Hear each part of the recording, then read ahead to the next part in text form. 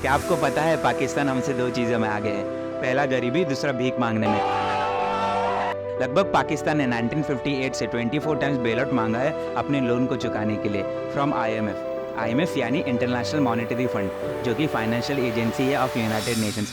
IMF का काम है कि मेंबर कंट्री को sustainable growth and prosperity achieve करा सके। इसलिए IMF short term loan sanction करता है इन कंट्रीज़ को। पहला, जो कंट्री डिफ़ॉल्ट करने वाली है अपने इंपोर्ट बिल पे। दूसरा, जिस कंट्री ने फॉरेन करेंसी में लोन लिया है उस पर डिफ़ॉल्ट ना करे इसीलिए।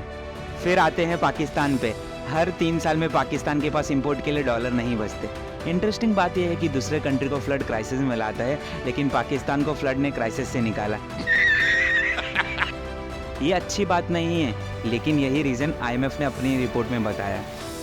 फिर ये सवाल आता है कि पाकिस्तान क्यों हर 3 साल में कंगाल हो जाता है। इसको हम 3 पॉइंट में समझते हैं। फर्स्ट पॉइंट, सब्सिडी हद से ज़्यादा करना और उसकी वजह से इन्फ्लेशन बढ़ता है, जो कि पाकिस्तान का हमसे 5 टाइम ज़्यादा है, दैट इज़ 38%। फिर करेंसी भी डिवैल्यू होती है डॉलर के सामने, जो हुई भी है। सेकेंड पॉइंट, पाकिस्तान कुछ वैल्यूएबल एक्सपोर्ट नहीं कर पाता, जैसे कि पाकिस्तान डोंकी तक एक्सपोर्ट करता है। लेकिन आप बोलेंगे कि इंडिया भी तो एक्सपोर्ट कम करता है इंपोर्ट से, इसलिए हमारा करंट अकाउंट डेफिसिट में होता है।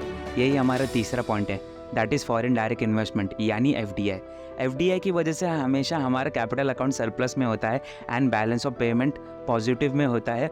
दैट्स वाई हमारे पास $600 बिलियन से भी ज़्यादा फॉरेन रिजर्व है, जिससे हम 1 साल से भी ज़्यादा इंपोर्ट कर सकते हैं।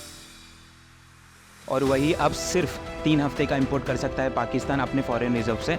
बट ये सिचुएशन बेल आउट के बाद भी नहीं सुधरेगी, क्योंकि इसके बाद भी पाकिस्तान के पास सिर्फ 1 महीने का डॉलर बचेगा इंपोर्ट के लिए, एंड ये सिलसिला 2028 तक चलेगा।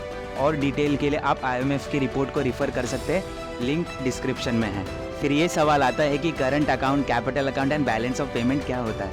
करंट अकाउंट से एक्सपोर्ट माइनस कंट्री में इंपोर्ट, एंड कैपिटल का अकाउंट का मतलब है कि कंट्री में इन्वेस्टमेंट माइनस कंट्री से बाहर investment equal to balance of payment.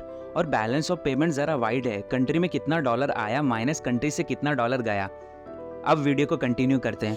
Pakistan को एफडीआई क्यों नसीब नहीं होता है? उसका कारण है पाकिस्तान की मिलिट्री वहाँ पे सब कुछ कंट्रोल करती है, जैसे कि सीमेंट, एग्रीकल्चर और बहुत कुछ। इसलिए फॉरेनर इन्वेस्ट नहीं करते पाकिस्तान में। फिर इसका क्या सलूशन है कि पाकिस्तान अपने आप को क्राइसिस से निकाल सके? वो सलूशन इंडिया के पास है, जो हमने 1991 में किया था, that is LPG, liberalisation, privatisation, globalisation, crisis से बाहर निकलने के लिए। क्या पाकिस्तान इंडिया को कॉपी करेगा अपने आप को क्राइसिस से बचाने के लिए? प्लीज़ कमेंट करके